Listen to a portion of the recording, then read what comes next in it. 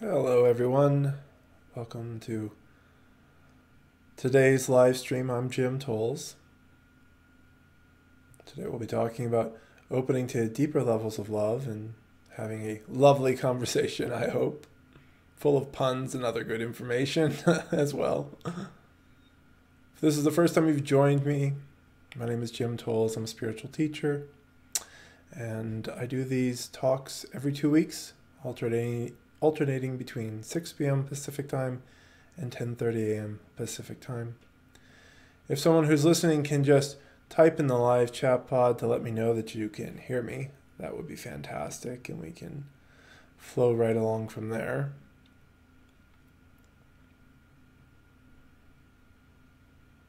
Also, if you're new, I blog regularly at spiritualawakeningprocess.com, so that's where you can usually find me saying something to help illuminate people's paths, help them along, find more inner peace, find more love in their life.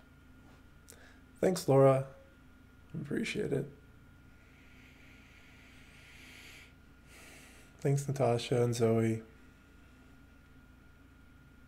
If you aren't already in a comfortable seat, I encourage you to find one and give yourself a few moments to breathe and to relax and just be here. And there's nothing you need to do beyond just being open and receptive. If you've had a busy day, this is a great chance to tune into your breathing and relax your body. And there's just so many good things that happen for us human beings when we relax and we allow ourselves to open and things move on their own.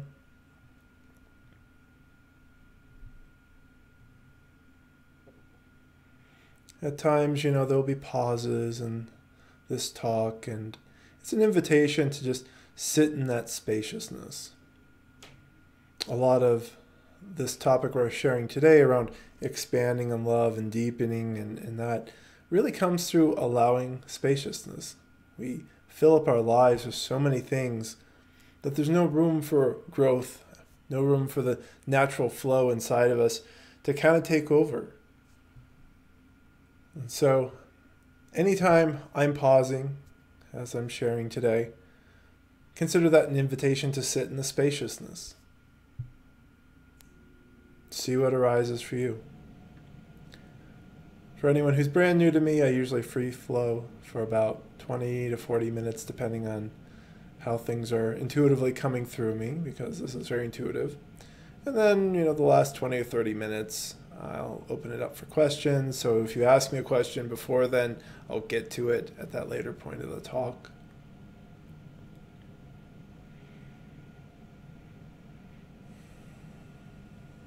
Anyone who's brand new to me, I also have an ebook.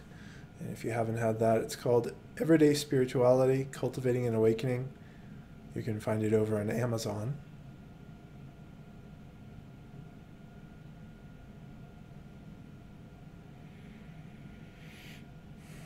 And of course, if I say anybody's name wrong, I apologize. I'll do my best with that.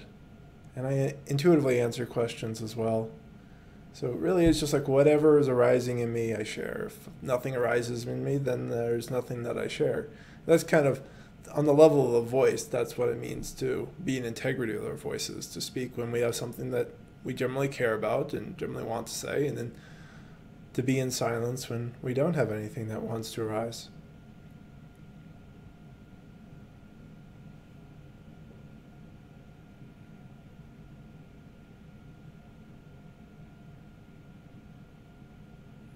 So take a few more breaths as you're all settling in further, just giving yourself a chance to sink even deeper.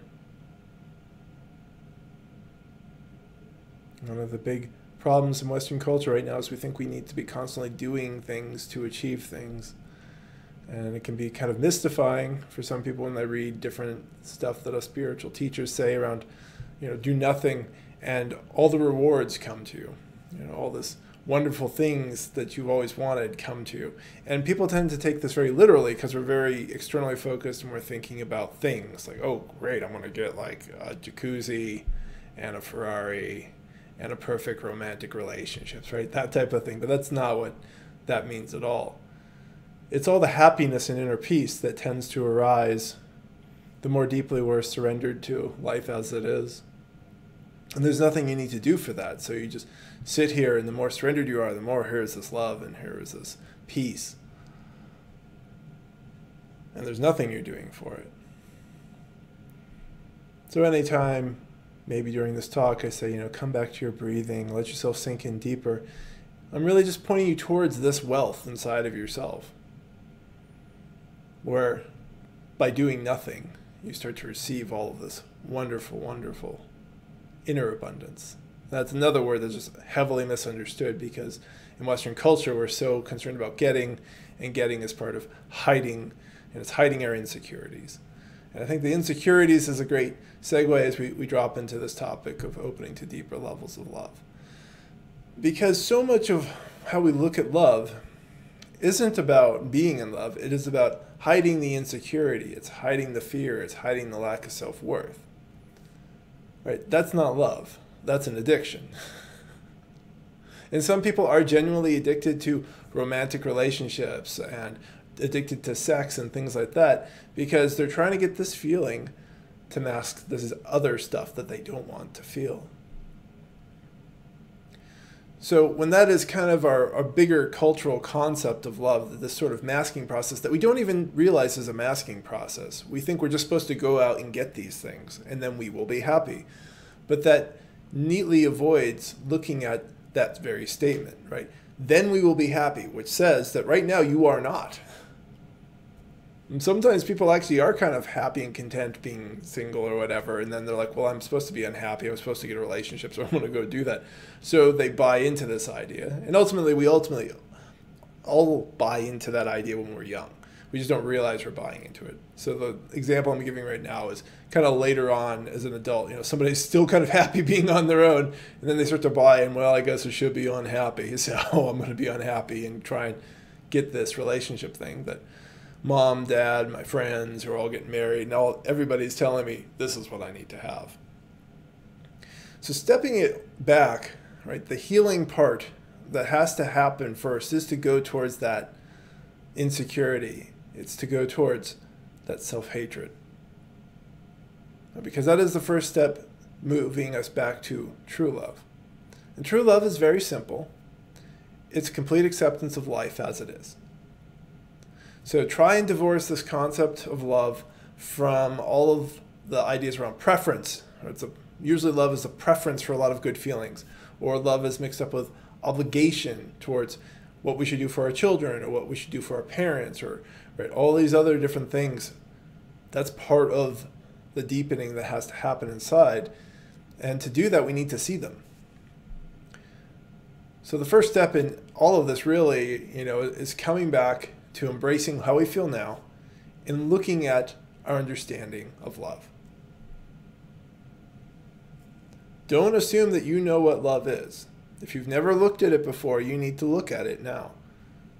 So that's one of the big traps. I did a piece on traps in the spiritual path, and I don't think I mentioned this one, but one of the bigger ones is believing your own concepts and not even have looked at them, because they define what you think is possible, what you think you want, where you're going to try and go, what you're going to try and get out of the spiritual path. And just by saying that, perhaps you can hear the problem with that idea, this getting. So we have to look at love. We have to say, okay, so here's this idea, feeling, experience thing. What is it? What does this mean to me? And then you start to investigate it.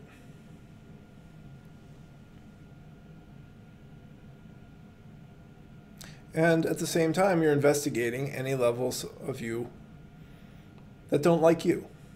Right? These self-worth issues. Self-worth issues are so prevalent that we're just used to seeing them and not thinking that they're a self-worth issue. Like the person who needs to succeed. Right? And in this society, we're like, hey, no, good job. You're supposed to want to succeed. But usually behind that is a deep fear of failure, which is hiding a self-worth issue that says, I am not okay. I'm not good enough unless I succeed. And it's not hard to find people with the biggest problems. Some of the people who are the biggest successes in Western culture right now are the most fearful, are the most self-hating, because they have been driven by that self-hatred. And instead of dealing with it, because it's not like we're teaching anybody to do this, for the most part we teach the opposite, they have gone off and they've done all these other different things, both wonderful and terrible, depending on, somebody's perspective. Right, you can see that in like sports, that some of these really great achievers absolutely hate themselves. And it's that hatred that's driven them to a certain level of stardom. And of course, if this person's on your team, then you like them. And if they're on the other team, you don't like them, right? So that's success being in the eye of the beholder, as it often is. Success, much like beauty. And beauty, of course, that's another one. Right? Those people who are striving to be beautiful and all the energy that gets put into being beautiful, that just becomes another sign of self-hatred. And there's a difference between beauty and hygiene, but right now most people don't really understand that.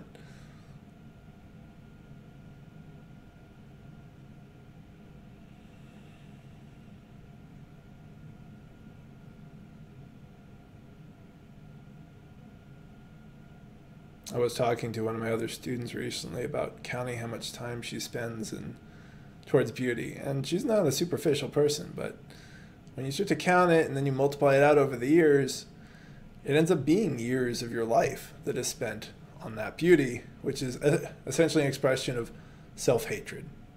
And anybody who has a rather large beauty regime, I encourage you to look at that, see how much time is spent on it, see how much money is spent on it, start multiplying it.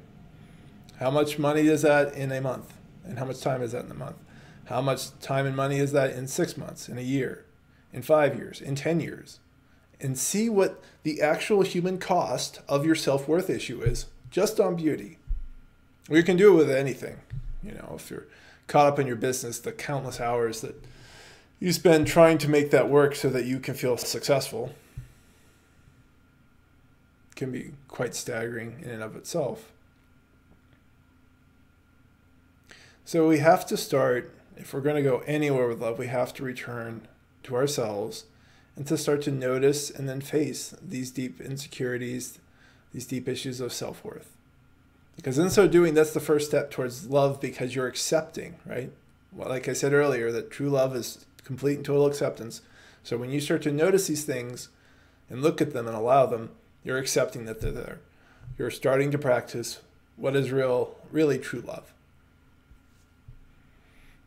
And so what you would probably immediately find is that that's not comfortable. And you're like, wait, Jim, isn't love supposed to be comfortable? Like I've had some love stuff before and it felt good. This doesn't feel good. How do I get that other thing back? And my point is that true love says, no, like I'm going to embrace the uncomfortable feelings because they're part of life. They're part of the human condition. They're not going to stop being part of the human condition. Emotional and mental suffering, however, can be healed, can be released. And this is what we talk about on the spiritual path, being free from suffering. Physical discomfort, that's part of life. I still stub my toe from time to time. Right? And that pain, in the case of the body, is just a communication tool. Say, hey, dude, you like totally rammed your foot in that chair. And I'm like, damn,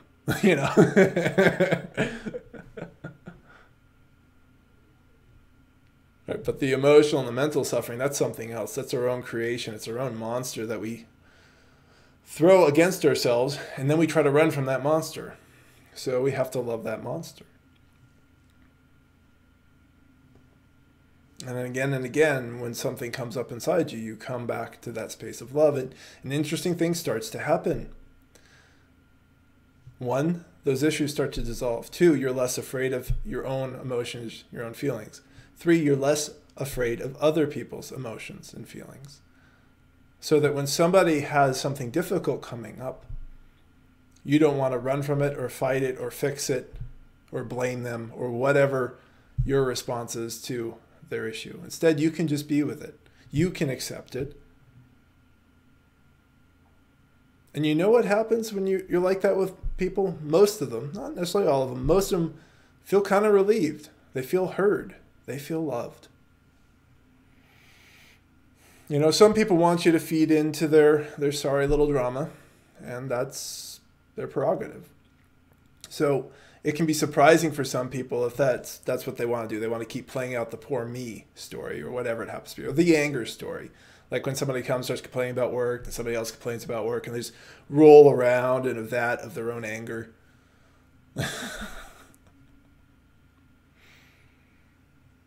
Right, so that happens too, but I've found that far more often people just feel supported. And that's part of how love starts to emanate out of you, starts to echo out of you. And it goes deeper the longer you allow yourself to be in that space of openness, of acceptance. And so it deepens inside you, and then, of course, it starts to deepen with other people in a lot of regards.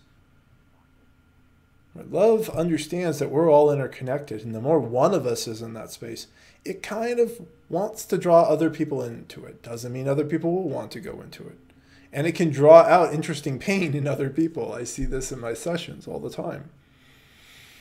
Love tends to draw out anything that's creating separation. Pain creates separation.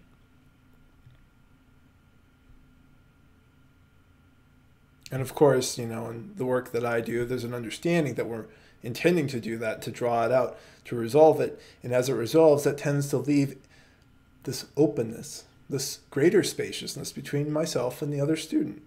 And that creates an amazing kind of a bond right there. So I'm using my work here as an example. It's not the only example of how just being in the space of openness starts to create depth all on its own. And this is a really key point. It's something I'm starting to blog a lot more about, is that this spaciousness, this openness, and I was kind of touching on it at the very beginning in my opening comments, starts to create something on its own. It starts to develop things on its own. And it may even seem kind of like magic to some people and it seems like that because of our beliefs that we have to do things to make things happen, to fix things, to resolve things.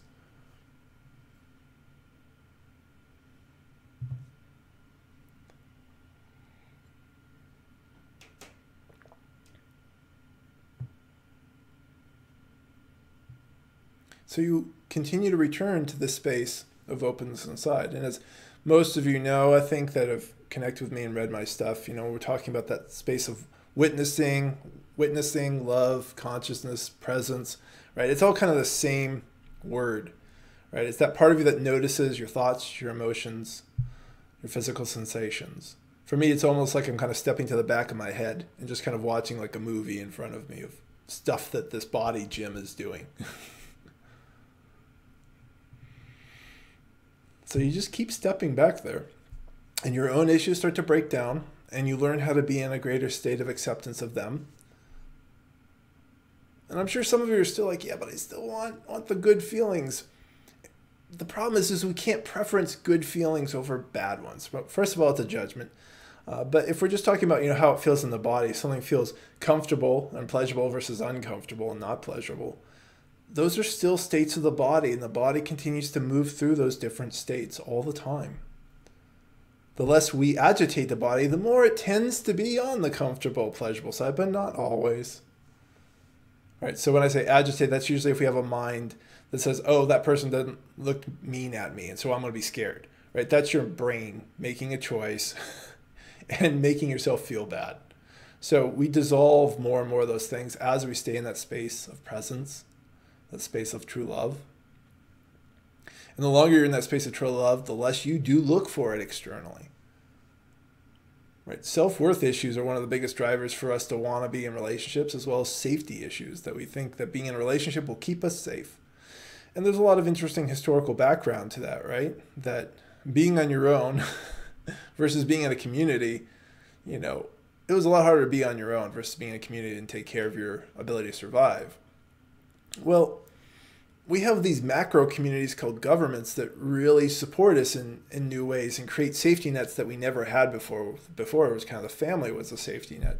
So I think there's kind of a big social cultural shift going on here too that we can kind of acknowledge. Now, it doesn't mean that what I'm talking about doesn't apply to those other times when our only safety and support really was our family.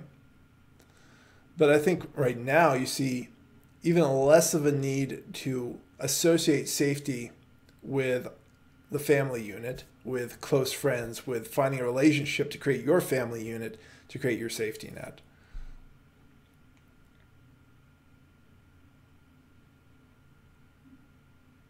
Right, so in those safety nets, that's a lot of obligation, is what we start to see there.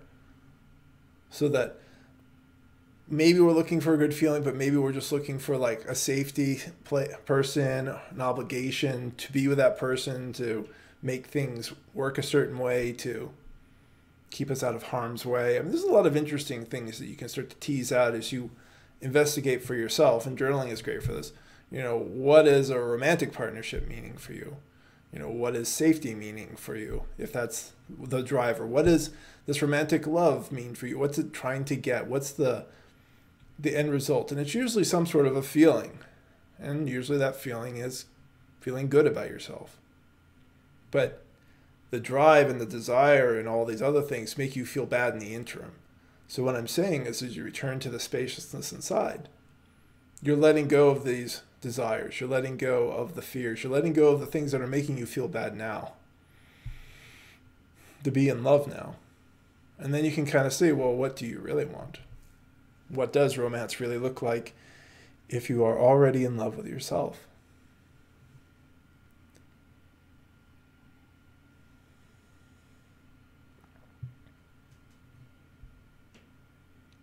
So this kind of returns to the beginning point around understanding, what does love mean to you? If you don't know what it is and you're trying to get it, that puts you at a great disadvantage. If you know what it is, it's way easier to identify it. And when I speak of love right now, I'm kind of speaking more towards what we're normally thinking of, which is liking each other. That's really what love is. For most conversations that people are having, what we're usually saying is we like somebody.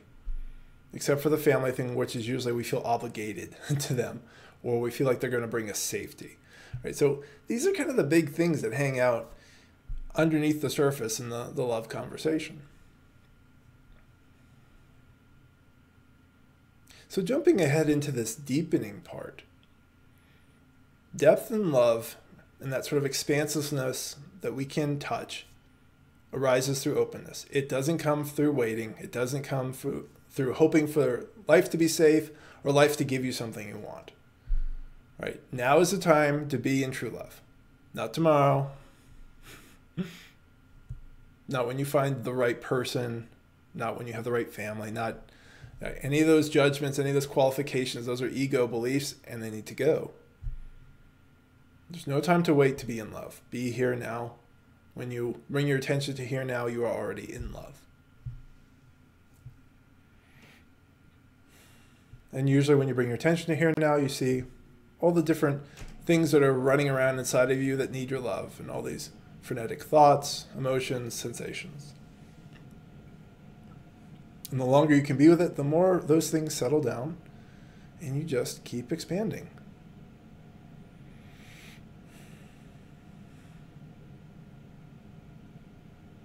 Sometimes you can just simply bring your attention to your chest, not because that love has to exist in your chest, but this seems to be a good focal point for a lot of people. And just be in that space and be aware of that space as you breathe into it and relax when you're by yourself. And see how deeply you can drop into love and acceptance of this current moment, whatever it is. And then practice with someone you like. So you start with someone you like next, right? You start with yourself first, because if you can't love yourself, forget the rest. Although, I mean, it definitely helps sometimes for people to connect with somebody externally they love for a while. But if you can't love yourself, you're not going to go anywhere in your inner journey. You're not going to open up to the beauty that you are. It has to start with yourself. But certainly other people can be helpful along the way as you start to discover love. And for some people, they really are discovering deeper levels of love, or just love in general, or just any sort of like being appreciated by another. People can grow up in some really awful situations. So wherever you are on the spectrum, please appreciate where you are. But as you come into deeper love of yourself, then you find somebody else where you can just be in that space of acceptance of someone else and let them be who they are. And you start with someone you like, then somebody you're neutral towards, then somebody who's mildly irritating. And you just keep working your way up as you're working on the path towards loving all of life as it is.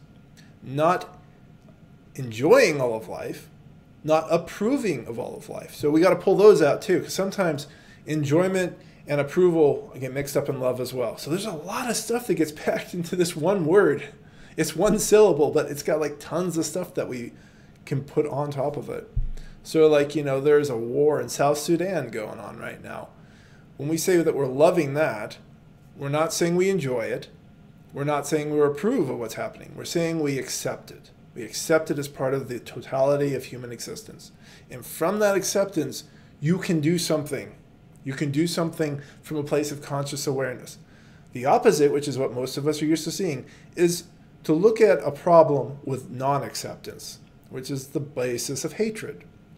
So you're saying, I don't want this war to be here, right? They shouldn't be fighting. They're wrong for doing it. We need to punish them somehow, or we need to blow something up, right? This is, unfortunately, one of the most typical things that you've seen out of a lot of world leaders, that the minute something goes wrong, we just want to kill it or kill each other.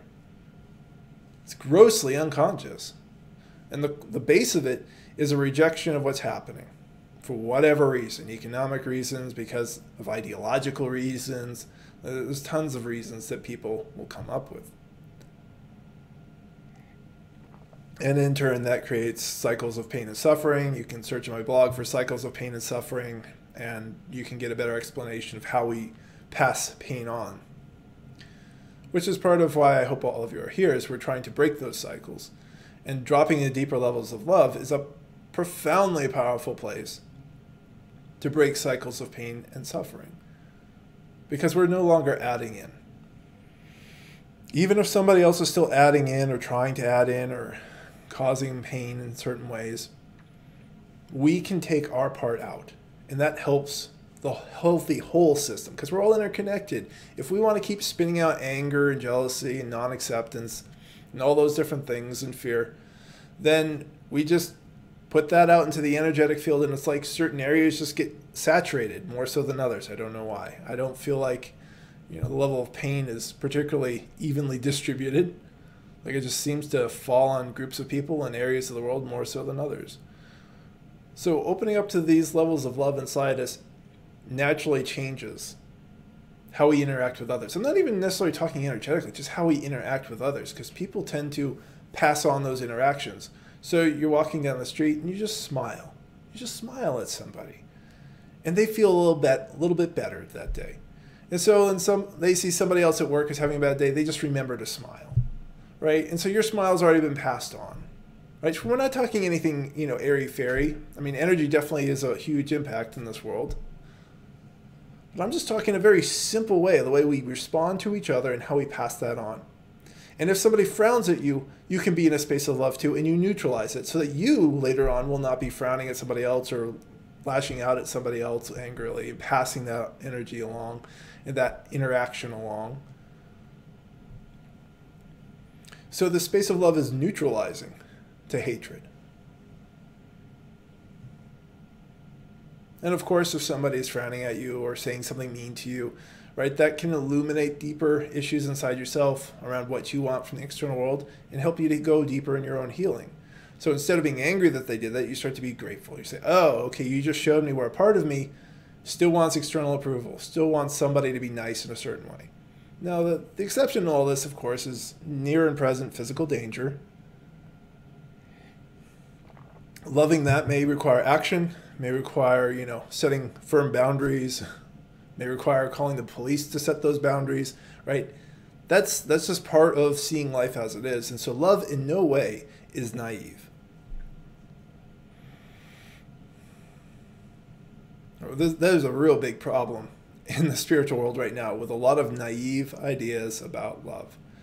It's like, oh, well, if I'm just in a space of love, then everybody will automatically be in that space. No. They have their own choices to make. It's like you being in love, you're not God. You're not going to be in a space of love and then immediately everybody conforms to your level of love. I mean, what arrogance is that? That is just total ego bullshit.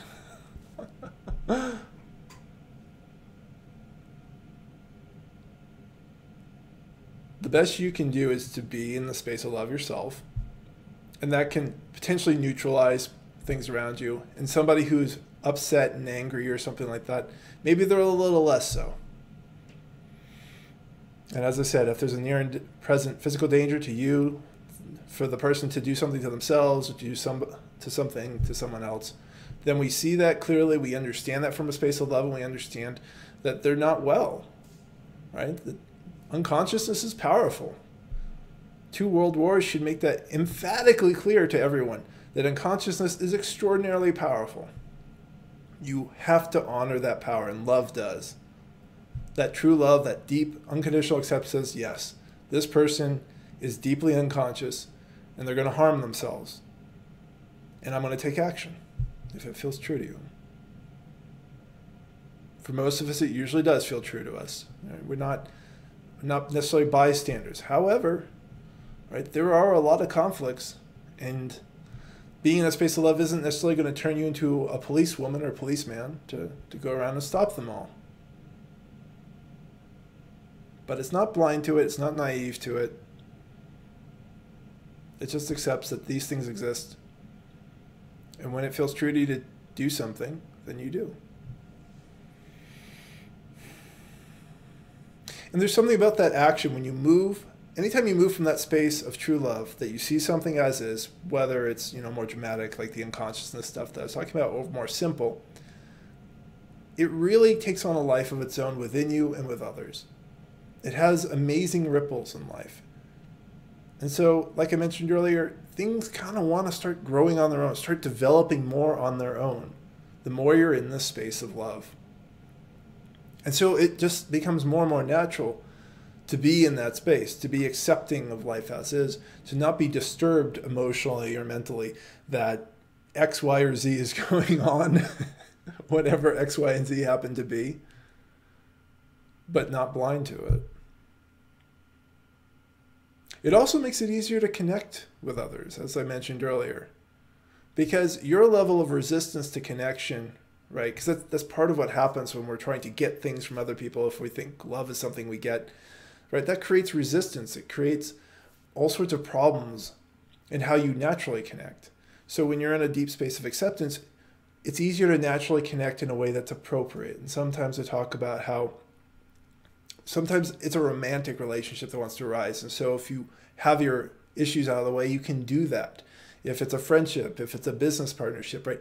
All these natural ways of connecting. If it's just a momentary 1 second, nice smile, shared smile together, right? That's the relationship that wants to arise. And it does, and it resolves. It's done, right? These things start to flow more and more easily. And it just makes for these deep natural connections to arise and then pass in our human experience.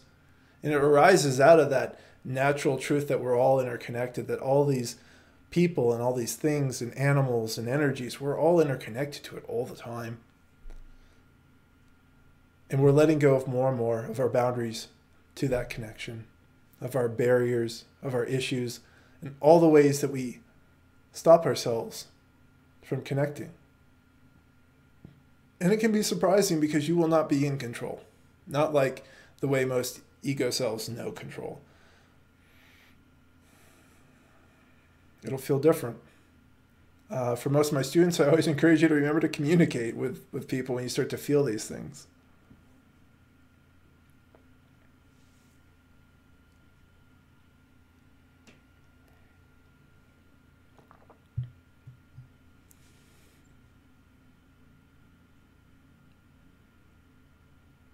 So even when you're a very open-hearted person, that really is just the beginning.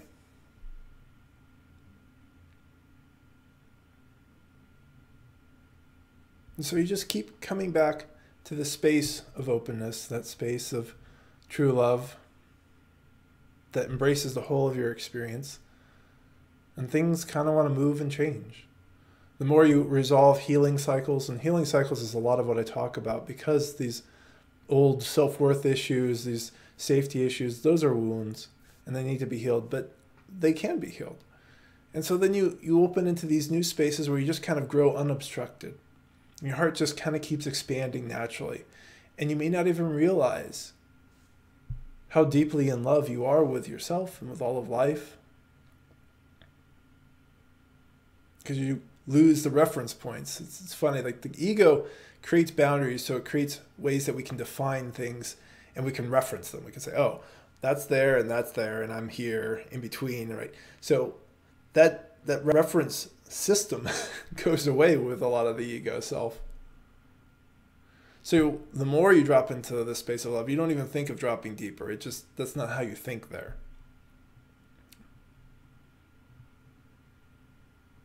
And that's fine.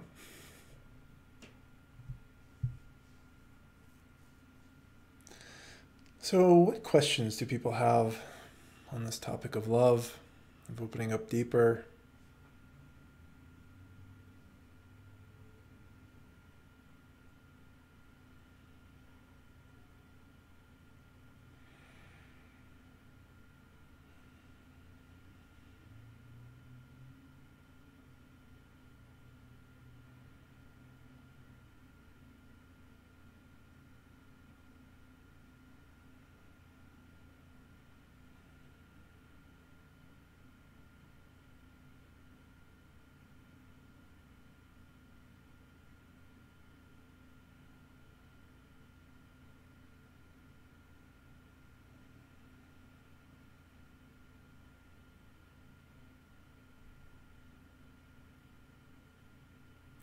And as you, of course, drop deeper into love, like there's a certain level of maturity that happens with how you think.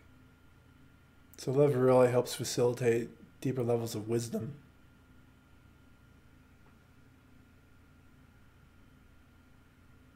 I often feel like any ideas that you have without love are kind of like leaves without branches.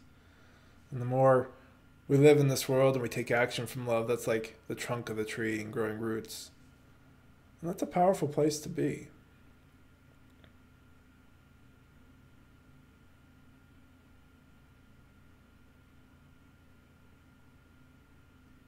So unlike the very emotional ideas that people have of love, this is completely neutral to emotion. And yet, the more we're in that space of true love, there's a depth of warmth that absolutely starts to arise in the human self. So it's always a practice of going inwards to this true self, to this true love. And that's like the most fertile ground that we can plant ourselves in. And so we start to grow. And that's kind of what I'm talking about with this deepening of love that arises on its own. That something just starts to come out of this space and live and dance and breathe and love in this human world. It's very beautiful. All of you have this ability. And it's not a mental trick. It's not something you need to do 90 affirmations for or meditate 90 minutes a day for. Really, it's like many other things I talk about, it's a letting go process.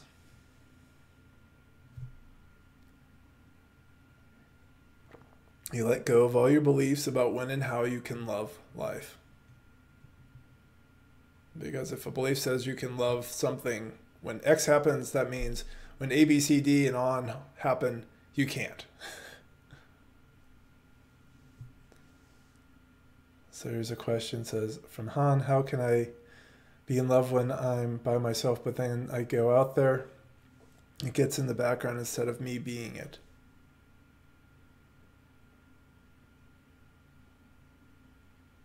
I'm not sure what you're asking there, because you already are it. If you're thinking that love is an experience, right, this is a big difference and a big distinction I'm making here. That's not it, right? Any sort of warm, fuzzy feelings that we associate with love, that's just an experience and it will arise and pass. And certainly those things tend to arise more the more we bring our attention to that space of awareness, that space of true love. And it's always there, so you're never separated from that. You can certainly put your attention someplace else, right? That's part of the issue, and that's part of what it means to walk the spiritual path, is to return our attention to that space of true love, of presence, of awareness. So if we're talking about, that you're getting distracted again and that you're getting caught up in your thoughts and what's going on in life, then the suggestion is simple. come back, bring your attention back to the space of awareness, of witnessing. And you can watch how your mind has gotten busy, and you can watch how other people are busy. And that is essentially loving them. And you just practice keeping your awareness there. And you can absolutely do it while you're doing things. I can do it right now. I can be in a space of awareness and I'm talking and interacting, and it's not difficult. So let me know if that answers the question. And thank you. Anyone else who has questions, feel free to write. We've got about 20 minutes left together here.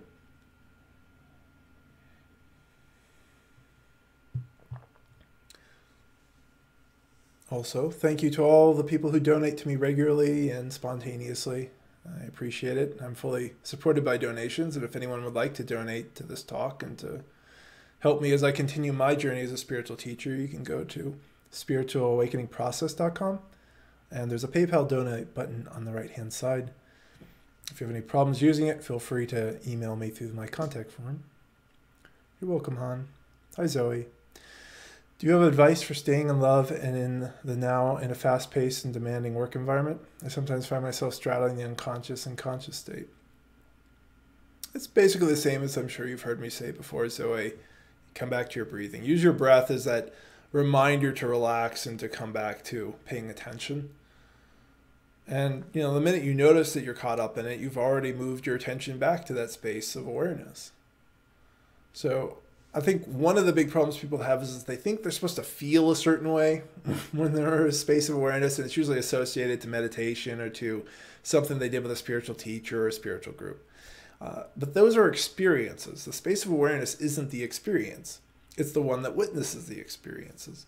So you just keep bringing your attention back, and even when things are busy, you can do that as you're busy. You could be, working at a Chipotle and be busy doing stuff and but you're witnessing yourself. You're witnessing the customers. You're putting together the burrito or the salad or whatever. And so you can be present to all those different things.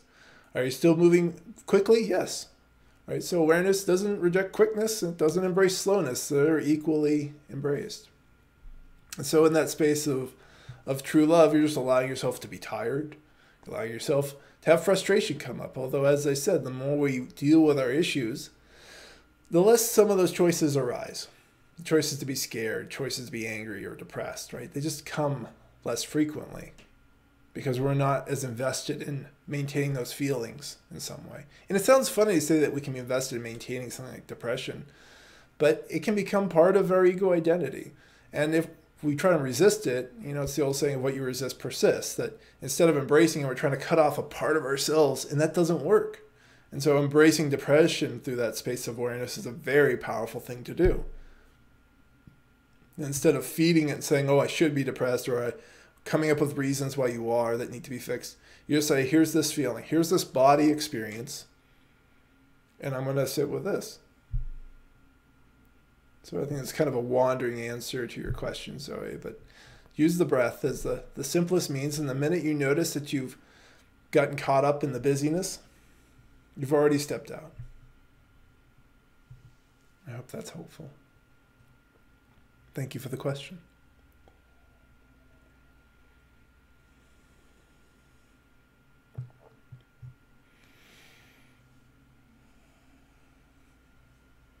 I think one of the beautiful things about true love is it's not hard. I think we're so used to making things hard and complicated. Once again, goes back to why we need to understand what is our concept of love. What do we think it is? Because that's usually why it gets hard. That's why it gets difficult, is because it's this thing that's supposed to feel a certain way, and it involves certain types of people, and they have to look a certain way and sound a certain way, right? And you get all of these rules clumped together into this ball of stuff. And a lot of times people end up in these love-hate relationships precisely because of it. Because, you got these rules and the person doesn't necessarily always follow your rules. Now you're angry, and then they do, then you love them, and it's a mess. You're welcome, Zoe. From Nancy, what's your take on having healthy ego boundaries to protect yourself from potentially harmful ideas from the external when someone is in an emotionally abusive relationship? Well, ultimately, anything to do with emotions, we choose. So this is a very powerful thing. As always, I have to emphasize there's no reason to be in abusive relationships. You're not doing yourself or anyone else a service.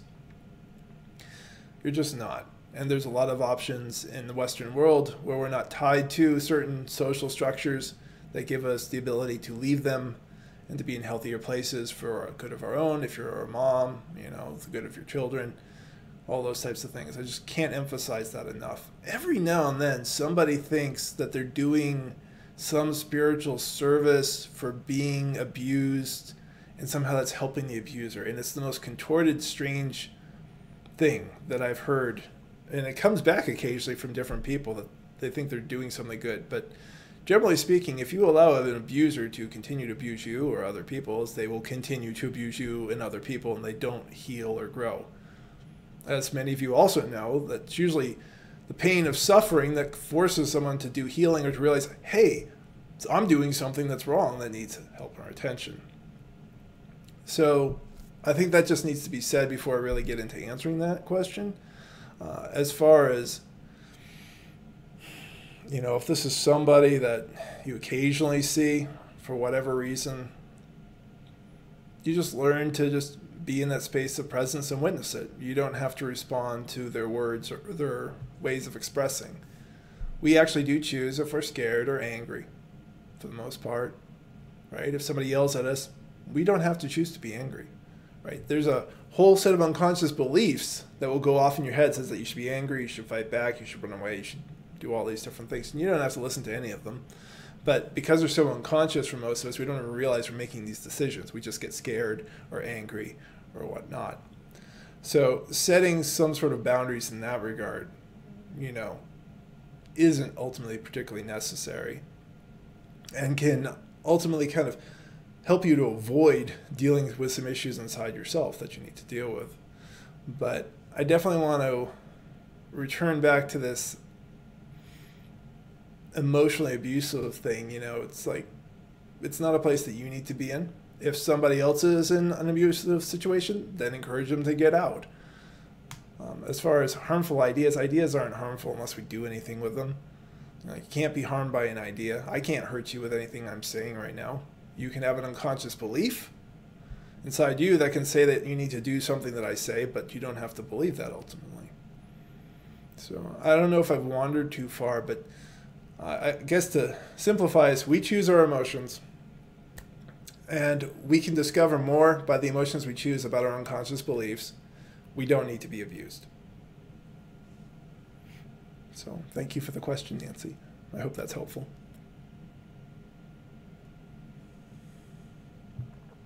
What other questions do people have? You're welcome. She says, I'm in the Dispelling the Darkness phase, which for those who are not familiar with it, the Dispelling the Darkness is the first section of After Awakening where our issues kind of start to arise on their own and we have to learn how to heal. So that's what that phrase means, if anybody is not familiar with me and how I talk. And she says she's also trying to identify and change old habits and programmings, but I feel I can't use my brain practically. Is this a normal side effect? Well, what you're used to thinking of practically is, just kind of the old unconscious ego self. So after awakening, when you're going through a lot of healing, you're being rewired. So it's hard to think in the ways that you used to. You just try to hone in on the things that are most necessary, practically speaking, to deal with, and deal with those things. So if you're in an abusive relationship, get a divorce, that type of thing. If it feels true to you, ultimately I can't tell anybody what to do or not. But, you narrow it down versus our egos can get really distracted with lots of other things that we think we need to practically do. But awakening will show you a lot of those things you don't need to do. Kind of like if you're trying to run the bake sale for your kids and be den mother for the Cub Scout and the family, right? Those things you don't necessarily have to do. Those can be given to other people. And so there's kind of this peeling away of things that are excessive that will go on as you move through the Dispelling the Darkness phase and start to do deeper and deeper healing.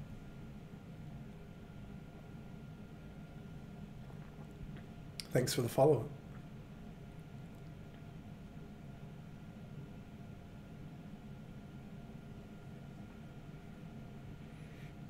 And loving yourself through a spiritual awakening ultimately is that accepting, right? It's true acceptance, like, this is happening.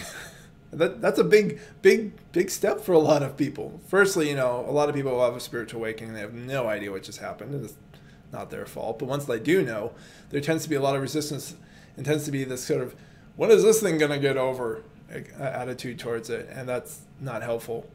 So true love in that space is accepting, yes, this is arising. And the practicality that arises from that is, how can I support myself during this transition? What supports do I need so that I can go through deep levels of healing where usually you don't have a lot of energy to do a lot? You're welcome, Nancy. I'm glad that was helpful. As I wait for another question, the next talk is going to be at 10:30 a.m. Pacific time in 2 weeks. I'm going to offer some more tips on integrating a spiritual awakening. I already did a talk on integrating a spiritual awakening. I talk about that a lot. But that's always a popular one, and I'll come back to it to offer some more ideas to help people along. And as always, those talks are free. And for those who want to work with me, feel free to reach out through spiritualawakeningprocess.com. I do 1-hour sessions, and thanks to the magic of the internet, we can be anywhere as long as you have a stable internet connection to have a session.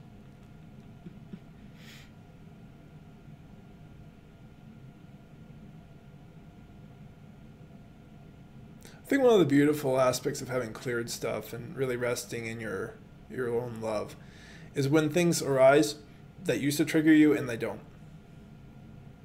You're just at peace with it, whatever it is. And sometimes, when you've really let an issue go, you don't even realize it. That's kind of the funny part. You really lose these reference points, like I mentioned earlier. There's no awakening merit badge, no goal. You just kind of flow more freely. And it's not an aimless flow, as many of you have heard me talk about before. There's so much wisdom and intelligence to this space of presence inside us.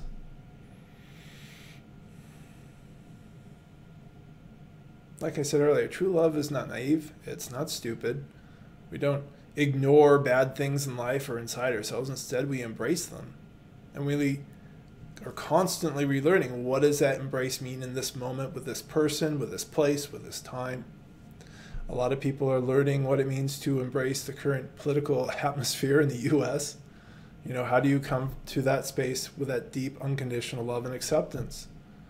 What does that call you to do?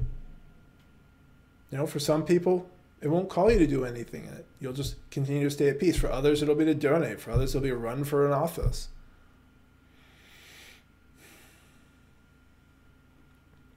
Most of the time, what's going on right now is people are getting angry, right?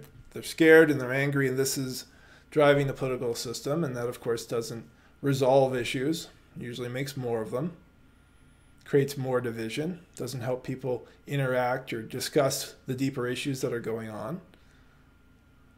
And so, sometimes people will talk about politics like that's separate from the spiritual path or from love, and it's not. And it's actually one of the places where we most need it.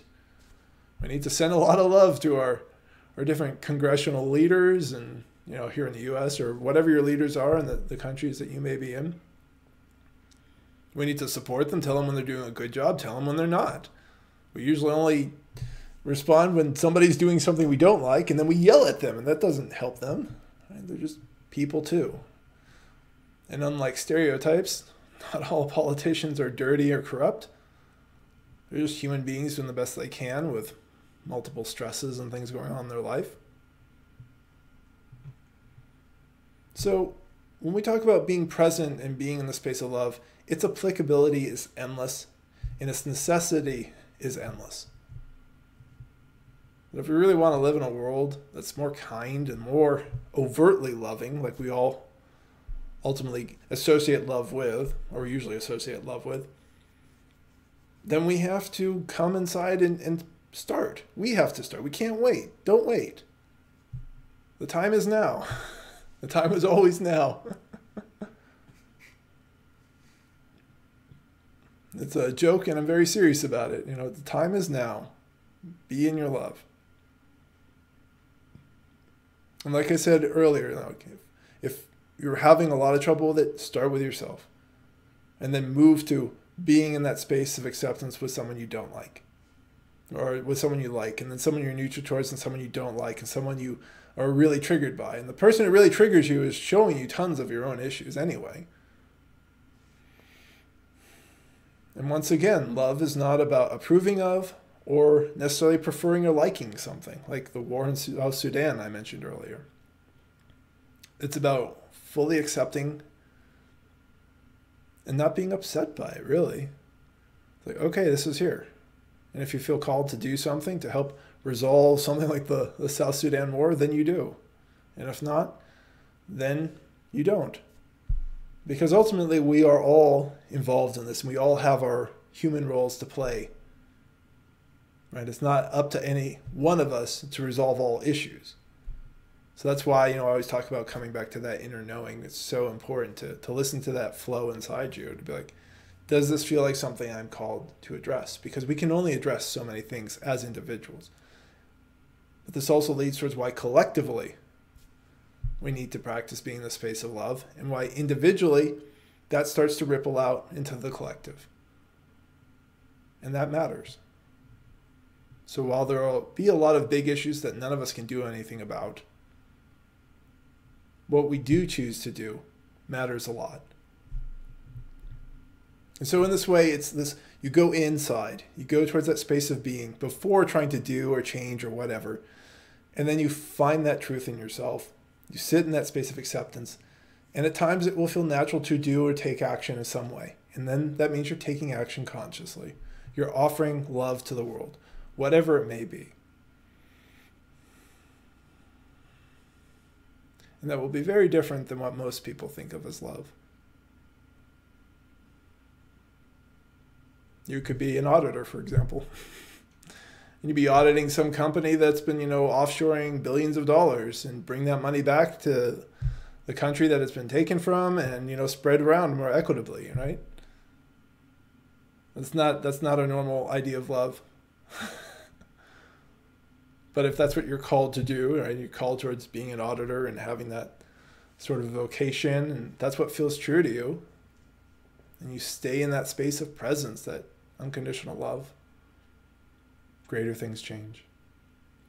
And greater things, as I mentioned earlier, change inside you. That there's something in the human being that the longer we stay in that space of presence, that space of love, more things grow out of us. It's really cool. Any last questions from anybody tonight?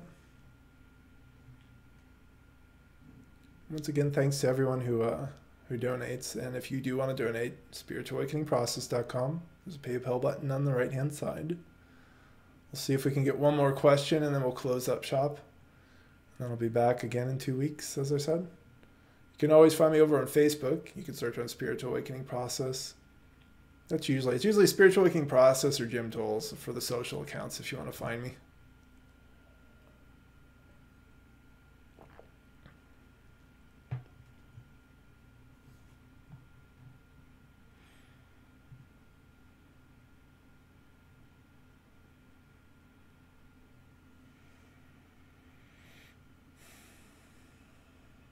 Well, it doesn't look like anybody's posting anything, and I feel good. I hope this was helpful today. Thanks for listening, and thanks for your comments. And I look forward to hosting you again in a couple weeks, or if the 10:30 a.m. time slot doesn't work, 4 weeks from today, there'll be another 6 p.m. So have a beautiful rest of your night or evening. It's a pleasure as always. Take care, everybody.